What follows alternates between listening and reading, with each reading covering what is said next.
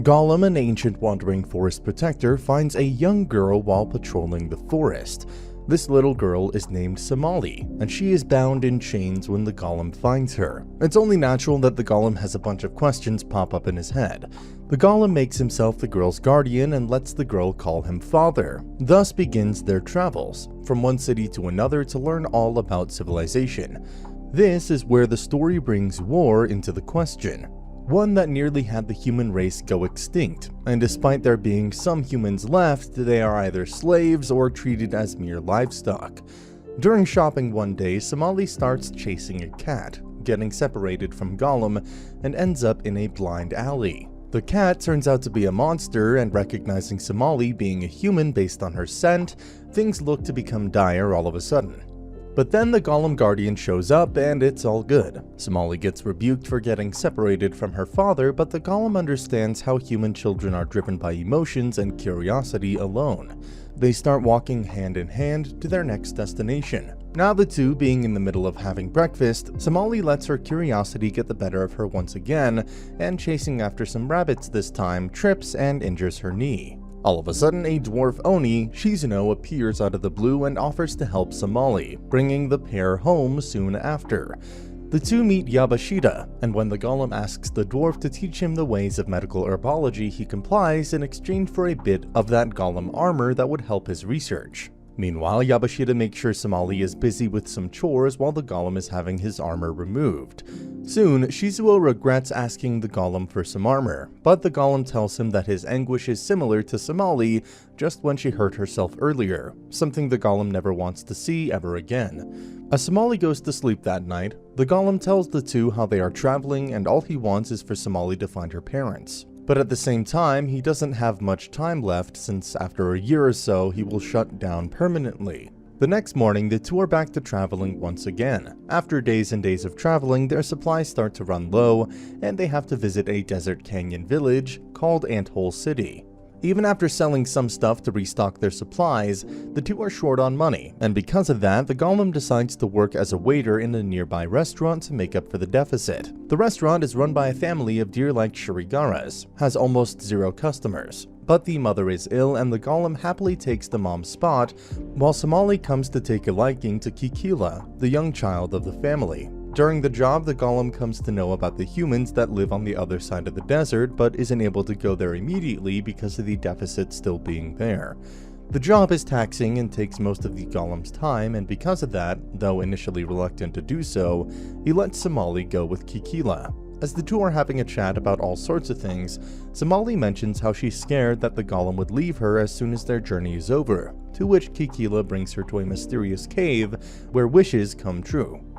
The two are walking around in the cavern and finally have the flowers in front of them marking the site where wishes come true. But instead of that, a mushroom monster comes to life all of a sudden, and as it jumps the two, a wolf-like monster appears and scares the mushroom away. Now the wolf turns towards Somali and reveals himself to be Muthrika, the guardian of this mysterious cavern and Kikila's mentor.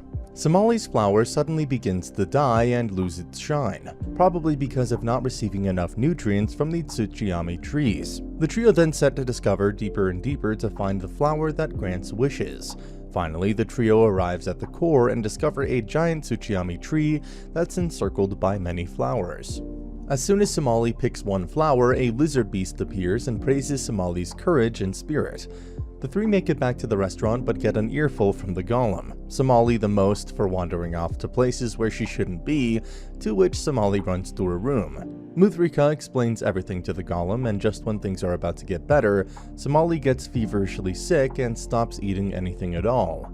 The Golem gets really worried and rushes to get some medicine that would make her feel better. Depressed and worried that he's the one responsible, the Golem is reassured by Kokilia, Kikila's father, as he educates the Golem a thing or two about parenting in general. The next day, everything is good and things have returned to the way they used to be. But the Golem has a load of work waiting for him since he has spent the money on Somali's medicine. Muthrika then tells the Golem that his promise to stay with Somali won't be kept, as the truth about the dwindling automaton lifespan is something else. After working for a couple of days, the two continue their journey and this time reach Winecup Village. They aren't alone there, since Uzoi, a harpy, and Haitora, a falcol, are a few travelers who faced similar trials and tribulations. Talking to each other about everything, the duo offers Somali and the Golem help, something that the duo readily accepts. However, the Golem and Somali don't know that Uzoi is aware of the fact that Somali is a human, and Haitora, being a human in disguise, is slowly becoming and transforming into a harpy. Uzoi schemes to use Somali in some way to cure his partner's transformation. The journey through the desert is hard, with the desert throwing almost everything it has at the four travelers, but eventually they reach a bright cave, a place where they decide to spend the night. Somali and Uzoi go to find some water, while Haitora tells the Golem that he is a human and that Uzoi must be stopped before he does something unforgivable. As the two are searching for Somali, Haitora tells the Golem that they heard that the only cure to Haitora's tainted blood is new, clean blood from another human. On the other side, the pinned-down Somali manages to break free from Uzoi, but ends up falling into a pond. Uzoi has to save her and tell her the reason behind his actions. Haitora and the Golem arrive at the scene, and as they sleep at night, Haitora tells the Golem that they had a family in a small town, but the monsters attacked them during the war.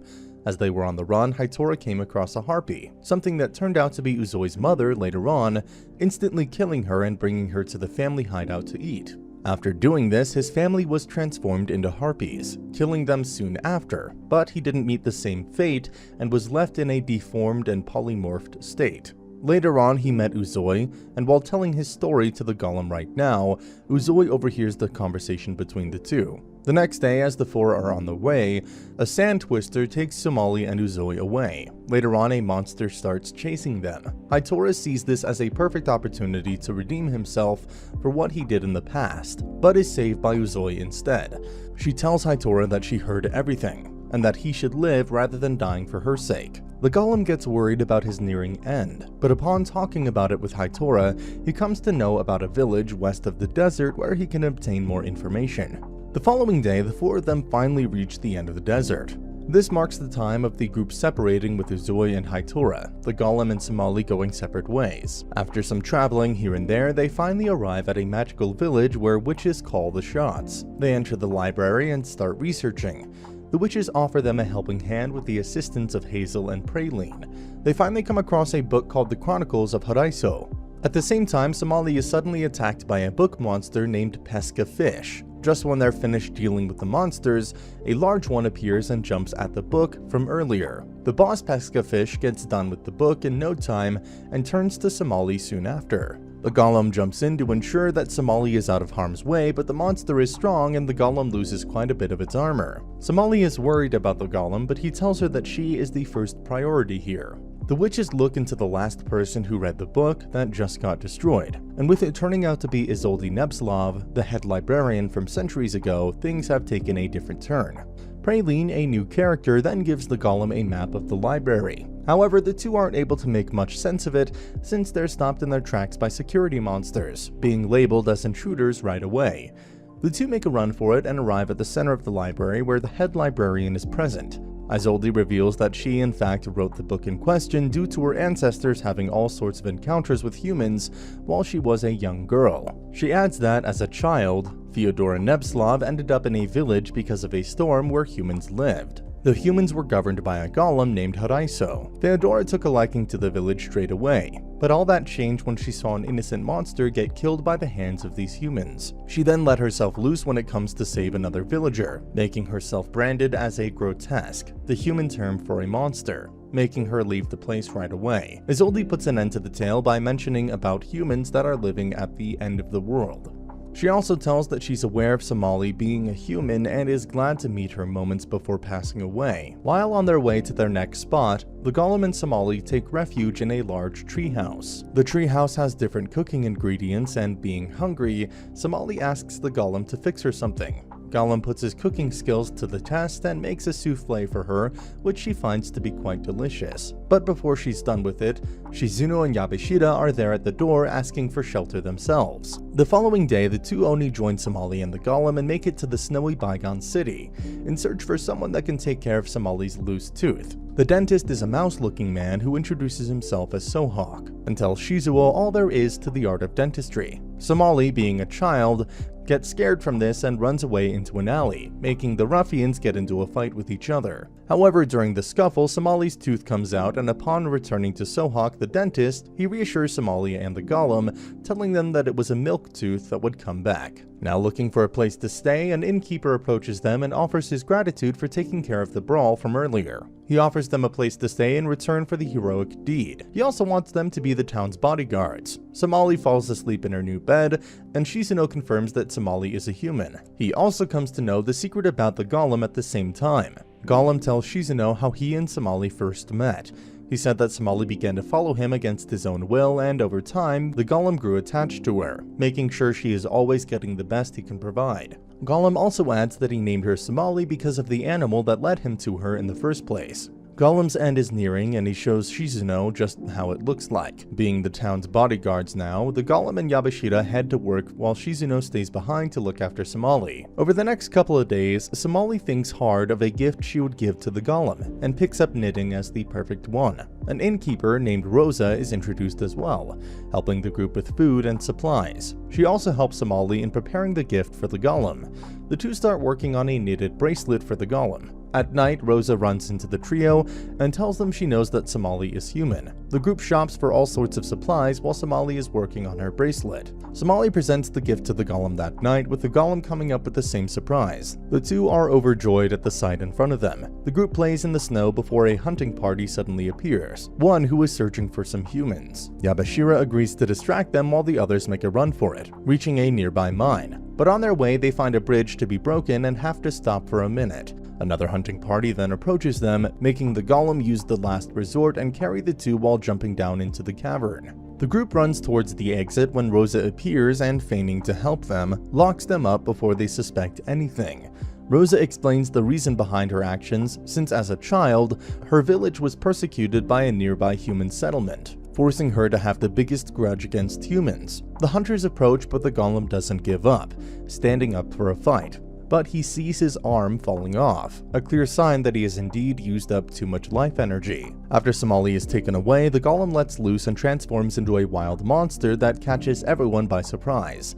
This makes the hunting party run away in an instant. As the Golem is running amok, Somali blocks the path and makes him come to his senses. After a few days, the old Golem is back once again, apologizing to everyone about what just happened a few days ago. The same night, the Golem and Shizuno go for a walk, where he tells the Oni that it might not be a lot of time left for him in this world. The next day, the four of them arrive in town, where the annual festival has taken over everyone. While the three of them are having the time of their lives, the Golem separates from them since he thinks that his time is almost over.